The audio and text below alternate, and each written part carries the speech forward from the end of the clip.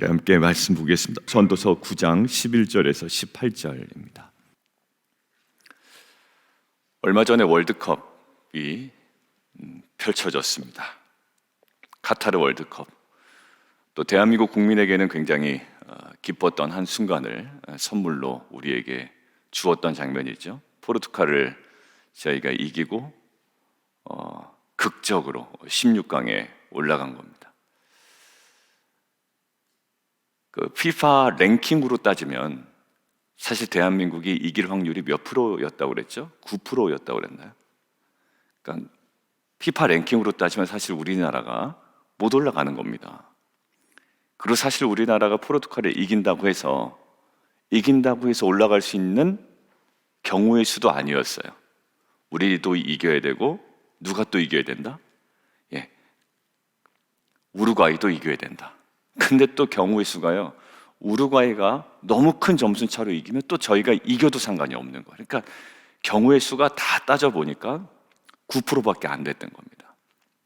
근데 9%를 100%로 만들어버렸다, 뭐 이런 얘기가 많이 있었죠. 오늘 본문 읽는데 그 장면이 생각이 났어요.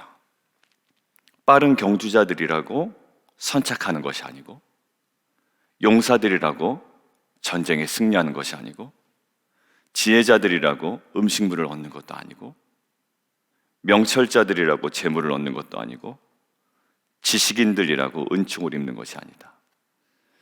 FIFA 랭킹이 높다고 해서 우승하는 것 아니다. FIFA 랭킹 1위가 이번에 브라질이었거든요. 브라질이 떨어졌습니다. 우리나라를 이겼지만 그 다음 8강에서 떨어지죠. 이것들을 묵상하는데 하나 단어가 떠올랐는데요. 빠른 경주자, 용사, 지혜자, 지식인, 명철자, 이것이 인생에 뭐가 될 수 없다? 상수가 될 수 없다라는 거예요.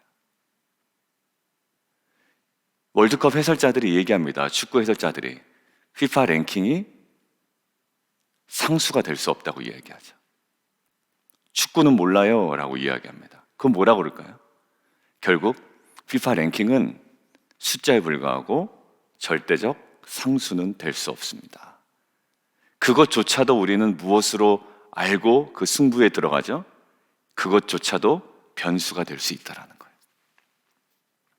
오늘 이 전도서의 저자가 이야기합니다. 빠른 경주자들이라면 선착할 가능성은 있죠.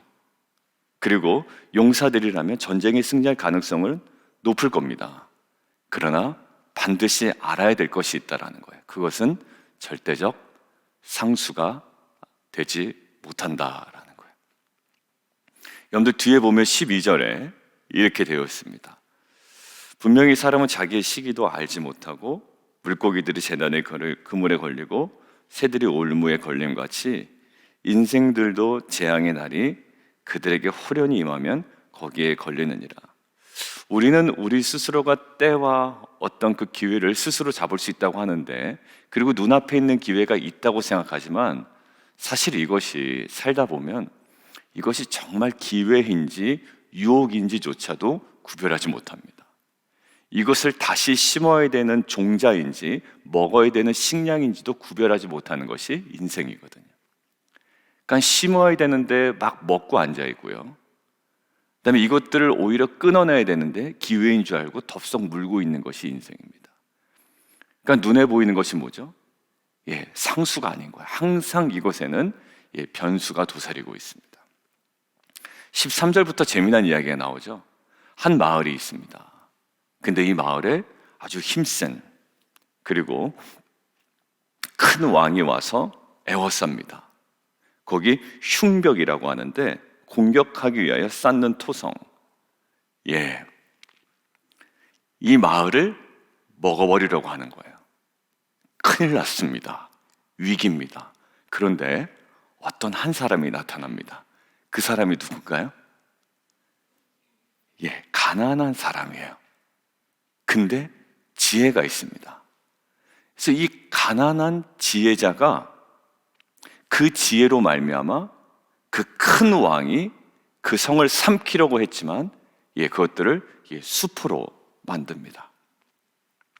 굉장히 좋았겠죠, 성읍 사람들이. 그런데 지나고 나니까 그 가난한 자를 기억한 사람이 없습니다. 분명히 지혜가 능력이 있죠. 자, 16절 보세요. 지혜가 힘보다 낫다. 이거 봐라. 가난한 사람의 지혜가 큰 왕을 이겨버리잖아요. 지혜가 힘보다 낫다. 그런데 가난한 자의 지혜가 또 뭘까요? 상수가 되지 않아요, 사람들에게. 잊혀집니다. 그래서 가난한 자의 지혜가 오히려 멸시를 받아요. 큰 능력이 있으면 우리는 상수로 딱 붙잡아둡니다. 이 정도 했으니 사람들이 인정해 주겠지. 이 정도 살았으니 괜찮겠지. 내가 열심히 생활했으니 실패는 하지 않겠지. 그런데요, 그 모든 것들이 뭐라고요? 상수가 되지 못한대요. 또 하나의 변수일 뿐입니다. 18절, 지혜가 무기보다 나으니라. 그러나 죄인 한 사람의 많은 손을 무너지게 한다. 지혜가 무기보다 낫습니다. 보편적으로. 지금 다 보편적인 이야기를 먼저 하고, 그러나 이 보편적으로 우리가 신뢰할 만한 이 모든 것들이 뭐다? 절대적 상수는 안 된다라고 이야기합니다.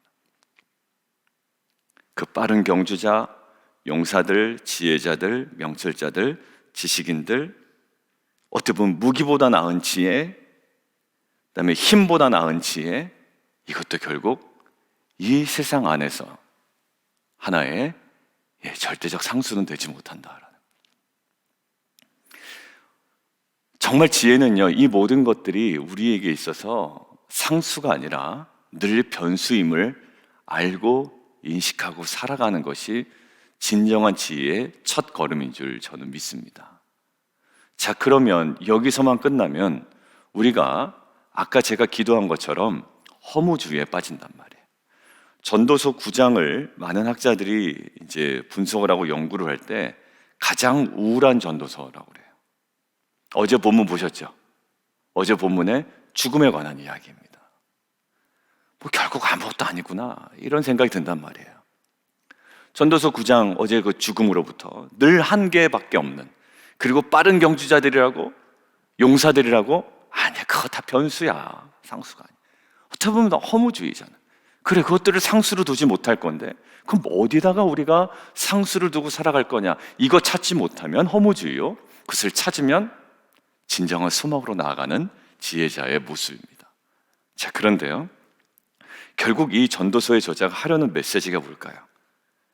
이것들을 생각하는데 시편 146편이 생각나더라고요. 아니요, 시편 146편이 생각이 나는 게 아니라 그 구절이 생각나서 인터넷을 쳤습니다. 하나님을 도움으로 삼는 자, 한번 쳐봤습니다. 근데 146편이 나와요. 5절에 있습니다. 같이 한번 볼까요? 146편 5절입니다. 1절부터 5절 우리 함께 좀 같이 한번 천천히 읽어볼까요? 우리 새벽 아침에 이 조용한 시간에 우리의 고백으로 또 맞습니다 라는 우리의 신앙을 담아서 우리 1절부터 5절까지 함께 읽겠습니다. 시작. 할렐루야, 내 영혼아 여호와를 찬양하라. 나의 생전에 여호와를 찬양하며 나의 평생에 내 하나님을 찬송하리로다. 귀인들을 의지하지 말며 도울 힘이 없는 인생도 의지하지 말지니 그의 호흡이 끊어지면 흙으로 돌아가서 그날에 그의 생각이 소멸하리로다. 야곱의 하나님을 자기 도움으로 삼으며 여호와 자기 하나님에게 자기의 소망을 두는 자는 복이 있도다. 아멘. 여러분들, 정말 하나님을 믿는 성도와 그렇지 않은 세상 사람들과의 결정적 차이가 뭔 것 같으세요? 구원을 받았다 못 받았다, 이거는 자명한 일이고, 결국 뭡니까? 자기 힘으로 살려고 합니다. 그리고 자기가 모든 가능성을 예측하고 있다고 아주 자신감 있게 대합니다. 그리고 자기가 인식하고 있는 세계가 전부라고 생각합니다. 여기 보세요. 귀인들을 의지하지 말아라. 그리고 힘이 없는 인생 의지하지 말아라. 근데 내가 영향력 있는 사람과 연줄이 좀 닿고 또 어떤 뭔가 의지할 수 있는 대상이나 또 권력이나 어떤 재물이나 건강이나 그 모든 것들이 있다면 우리는 그것을 자꾸 상수로 두고 싶어 합니다. 근데 오늘 시편 146편도 이야기하는 거 볼까요? 이거 다 뭐다? 변수다. 변수다. 우리가 노력해서 살면 되지. 하나님께 자꾸 달라고 기도하면 됩니까? 예, 그 자립정신은 참 박수 칠만 한데요. 근데 인생이 그렇지가 않아요. 그 모든 것들이 변수일 뿐입니다. 열심히 살면 되는 게 아니라 결국 5절에 이렇게 얘기하죠. 호흡 끊어지면 흙으로 들어가서 그의 생각이 소멸하는데 5절 야곱의 하나님을 자기 도움으로 삼고 여호와 자기 하나님에게 자기의 소망을 두는 자는 복이 있도다. 결국 인생의 상수를 어디다 두라는 거예요? 야곱의 하나님 그리고 여호와 자기 하나님. 여러분들 이게 참된 지혜. 이 땅의 모든 것들이 변수야? 그럼 너무 허무하지 않아? 라고 할 때 우리에게 주는 성경이 주는 해답입니다. 여러분들 그렇게 보는데 하나 말씀이 또 생각났어요. 고린도전서 1장 25절 한번 볼까요? 고린도전서 1장 25절입니다.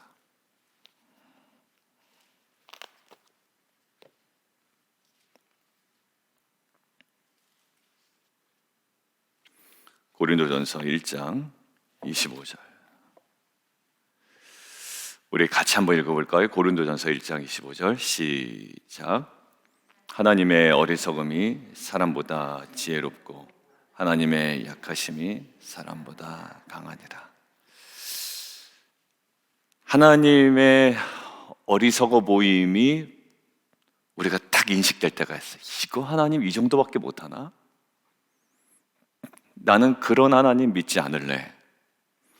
내가 아플 때 아무것도 해주지 못하고 내가 슬플 때 그리고 이렇게 안타깝고 슬픈 사건이 현실이 이런 일이 나에게 닥쳤는데 하나님 아무것도 못 해주는 것 같을 때가 있죠. 가족이 죽음을 당할 때도 그렇습니다. 하나님 그때 왜 막아주지 못하지 않냐고 여러 가지 많은 생각들일 수 있죠. 그런데 하나님이 미련해 보일 때가 있고요, 하나님은 아무것도 하지 않을 때가 있어요.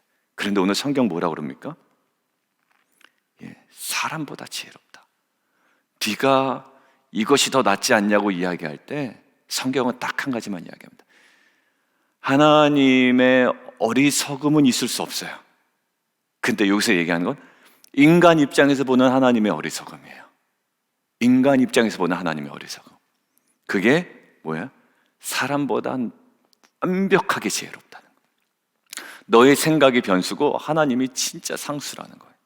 그리고 하나님의 약하심이, 하나님 약하시지 않습니다. 그런데 사람이 보기에 하나님 약하신 거예요. 근데 그게 사람보다 강합니다. 여러분들 이것은 우리에게 너무나 많은 것들을 시사하는데 제가 깜짝 놀란 건 이거 무슨 얘기하다가 이 얘기가 나왔는지가 더 중요한 거예요. 23절 보시죠. 무슨 얘기하다가 이 얘기가 나왔는가? 그냥 시편의 관점이 아니었어요. 이 관점은. 자, 23절과 24절을 함께 읽겠습니다. 고린도전서 1장 23절, 24절 시작.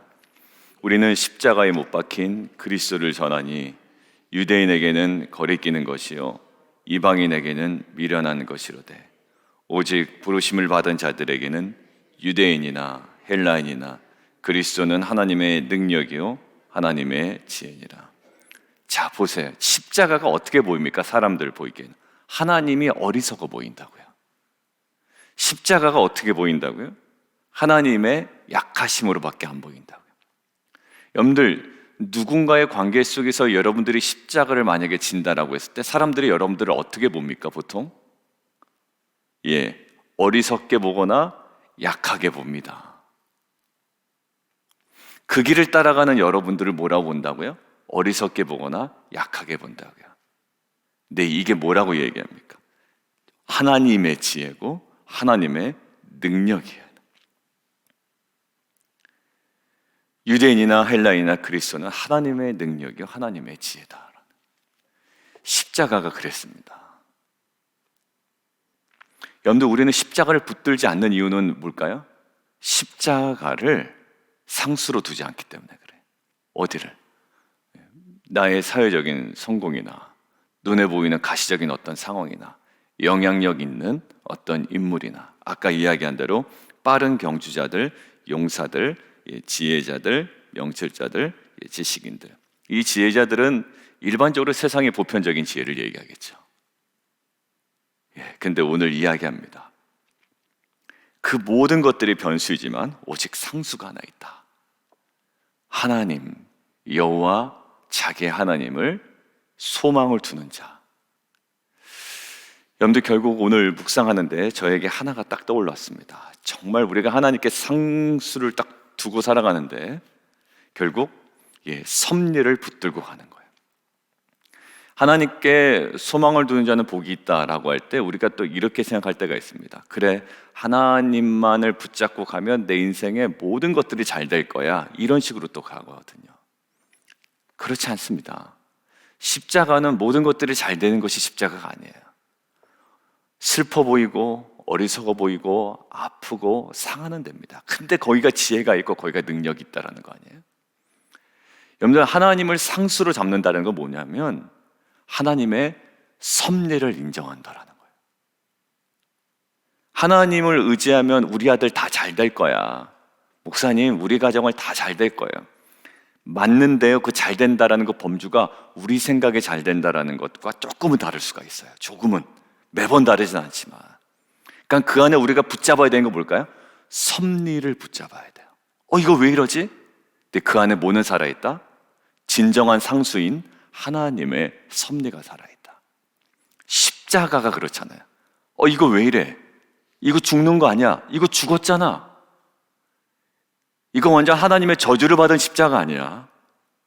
그런데 뭘까요? 거기에 뭐가 있습니까? 섭리가 살아있죠. 지금 아파요. 지금 슬프고요.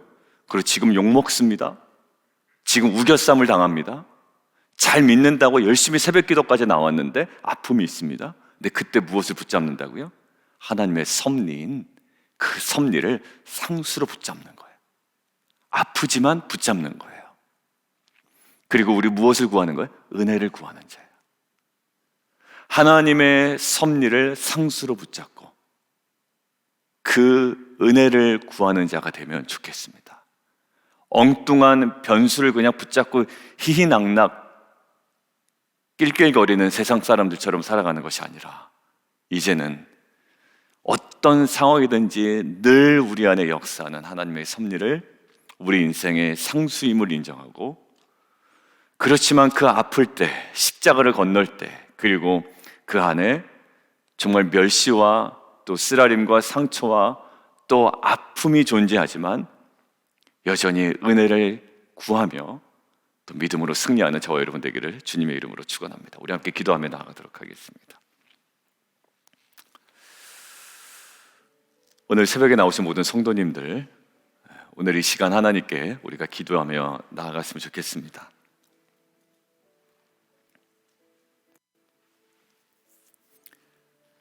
많은 것들이 상수인 것처럼 보이는, 또 내가 상수다라고 주장하는 것들이 있죠. 그래서 오늘 전도자의 그 고백은 그렇습니다. 그거 다 변수야.